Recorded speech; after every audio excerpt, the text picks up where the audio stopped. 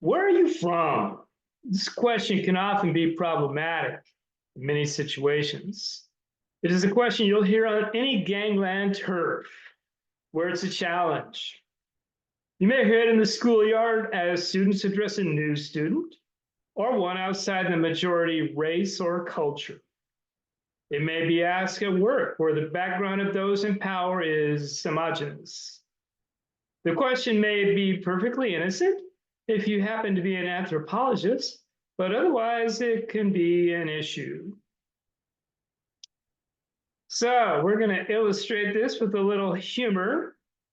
Sometimes humor helps. So let's see what I can do here. Oh, we got it up here. We're going to stop this share and we're going to share something else. Oops, wrong one. Hold on. Oh my gosh, I don't see it. Okay, hold on. We're going to do it differently. Or not at all. Okay. Why don't I see that? Hold on. Oh, I know why.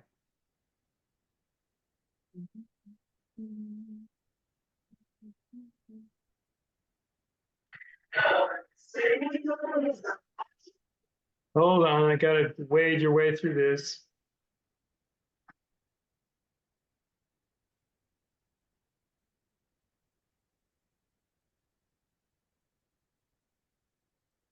Okay. We're not getting much cooperation here. So I'm gonna go back.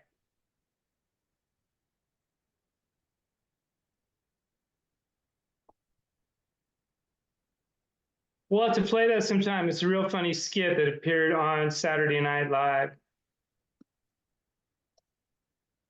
So next slide. Believe me, here we go. So I wanted to share some words from an interview with Jhumpa Lahiri. I'm taking this question from a sort of a large space, an overview of things that happen in the world with respect to this question, and then we're going to take it down to our day-to-day interaction.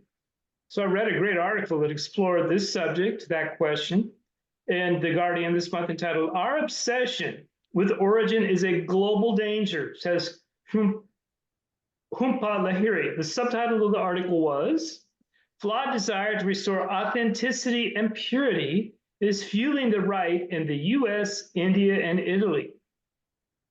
Ms. Lahiri is a creative writing teacher at Barnard College in New York and an author. You may have heard of her. She was interviewed at the Hay Literary Festival in Powys, Wales last week. She was born in London to Indian parents, moved to the US at the age of 3, and now lives in Italy.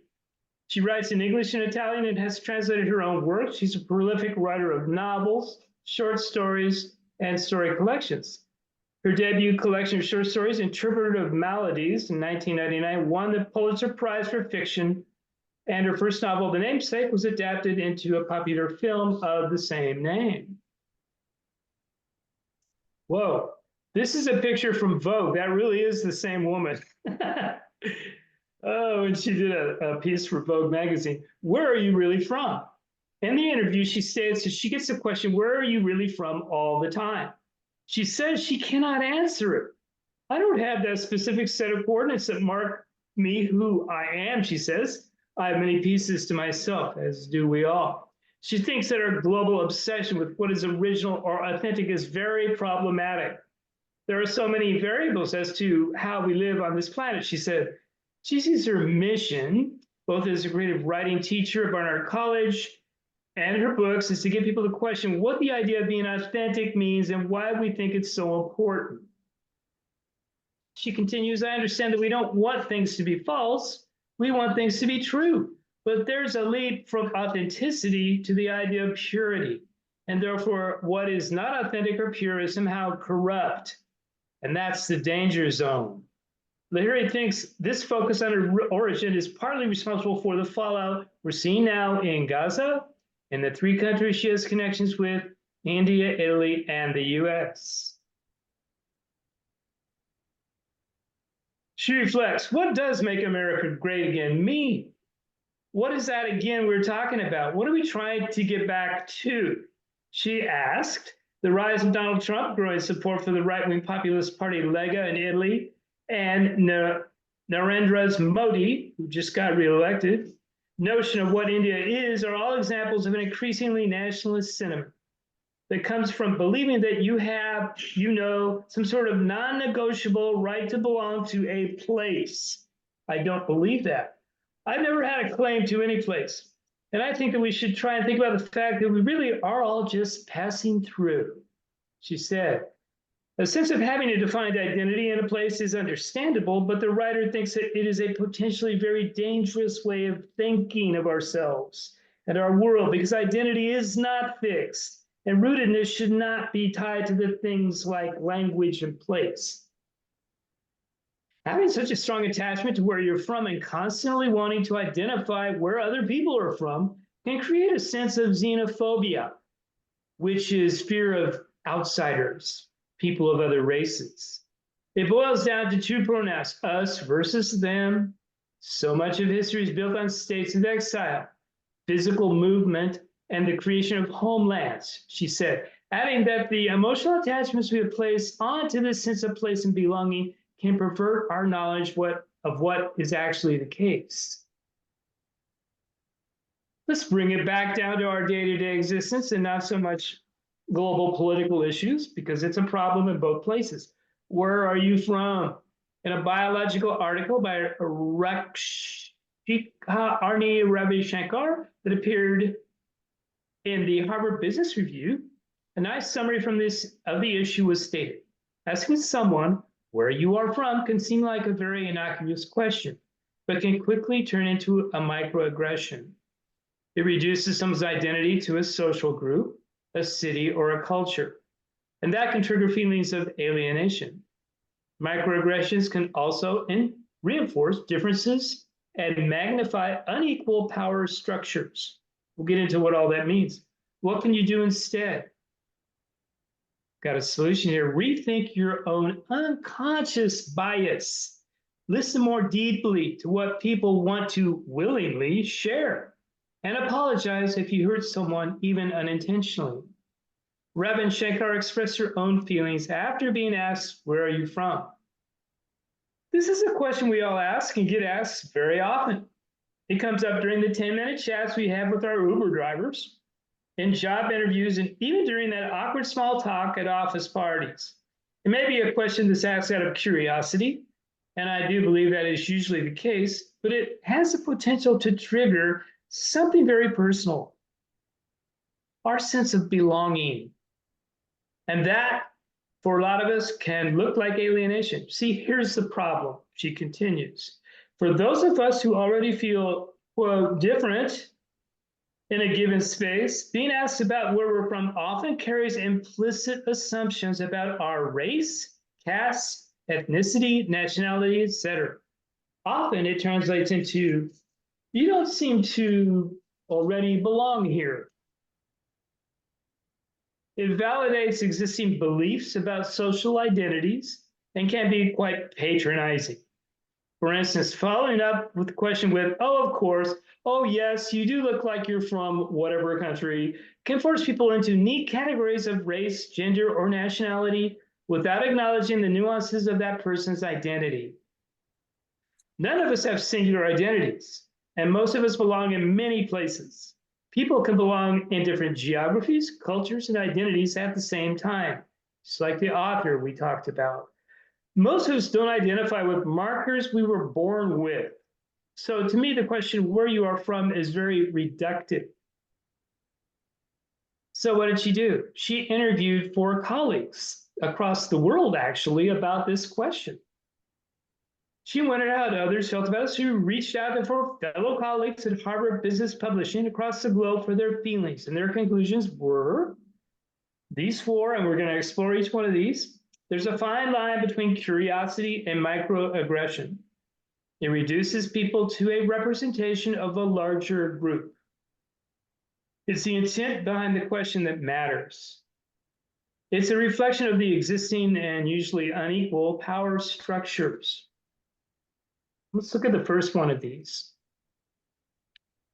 She interviewed Stefano McGee, fellow colleague. He said he was not usually offended by the question because he had lots of questions about his heritage. He comments, my first name is Italian, my last name is Irish, and my paternal family is Black, based in Alabama. So when I introduce myself to someone, the follow-up question usually is about where I'm from, he says. However, he doesn't mind it. In fact, it wasn't until he was 25 he learned about the origins of his last name. However, he adds that he is always mindful of the context of the question. This is important while he's answering it. I'm usually okay if a friend asks me that, but it doesn't make sense in a formal work situation. Why? Because questions about someone's identity can be a microaggression, especially at work. A microaggression is a behavior or action, whether accidentally or on purpose, purposely, that subtly undermines someone's identity by playing into the stereotypes of historic biases about social groups. While the question may not be born out of malicious intent, and it usually isn't, it can have a serious consequence or impact on the people it is directed towards. In the context of racism, anti-immigration, and anti-minority sentiments, this curiosity about someone's perceived race, ethnicity, or nationality can be quite damaging. It reduces people to a representation of a larger group. Trisha Rai, a former colleague who lives in India, explained that this question can often stereotype people. When someone tells you they are from X country and your response is, oh, I love that country's food, music, movies, characters, it reduces their complex identities to your limited understanding of the social identity group they belong to. I wish we could have played that video that deals with this very situation. That's harmful because it turns out it turns an individual into a representative for a specific culture or identity, and can be really exhausting for that individual on the receiving end. This often looks like, do you have any ideas of how we can celebrate whatever festival at work?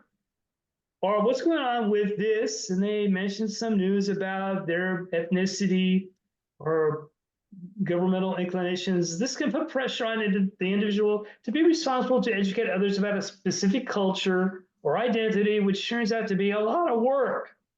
Work that the person asking should really be doing. It is the intent behind the question that matters. Maria Ortega, a colleague from Mexico City, says that asking about a person's background can be an opportunity to build an honest, trusting relationship, but it all depends on how you ask the question and what you say next. That's even more important. The tone, facial expressions, and the follow-up questions, all of that tells me what this person really wants to know. She says, for instance, you wouldn't just ask a colleague if they have kids, she says, but in the conversations, if they mention or talk about their children, then you can build a conversation from there. Way more appropriate. Ortega uses a test to gauge the intentions of the people who put her in a tight spot. I always wait for the next question someone asked after they hear where I'm from. She says that tells her whether the questioner is really interested in getting to know her or whether they're looking to confirm their own judgments or unconscious bias. If it's the latter, it's a microaggression.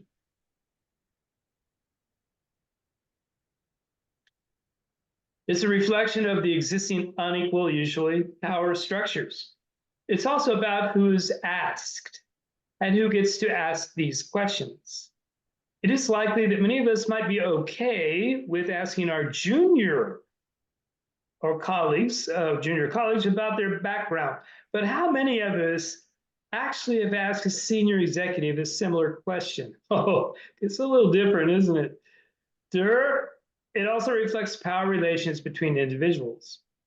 Questions about our last names, looks, accents, and culture may reinforce and magnify differences between a marginalized community and the majority demographic, which can trigger feelings of alienation. Ravish Shankar reflects that it made me realize, and I'm ashamed to admit, that the only people I've ever asked this question to have been people of color. Often I've been perplexed, even if I don't express it, when another South Asian friend has identified as British or American. So here's a question Ryan nudges us to ask ourselves. Why am I even asking this question? What do I hope to gain from this specific question, as opposed to, say, asking someone about their favorite holiday destination or musical band? Perhaps more appropriate. So in conclusion, and something that brings us back to, well, what can you do instead of asking a question that might cause these kinds of issues? Instead of inquiring about someone's background, ask, what is it that you'd like to know? I'm sorry, what is it that you'd like me to know about you? Like me to know about you? Become more aware of your place in the world and the impact your status has on those around you. Translate your new awareness into more accountability. The tricky thing about microaggressions is that they are mostly unconscious biases, which means that it's so much more important to be mindful of where, when, and how you ask questions about someone's identity. Lastly, know that you will make mistakes. Apologize if you hurt someone, even unintentionally. Uncomfortable moments give us an opportunity to examine why these questions are problematic and to learn from them. And so it is.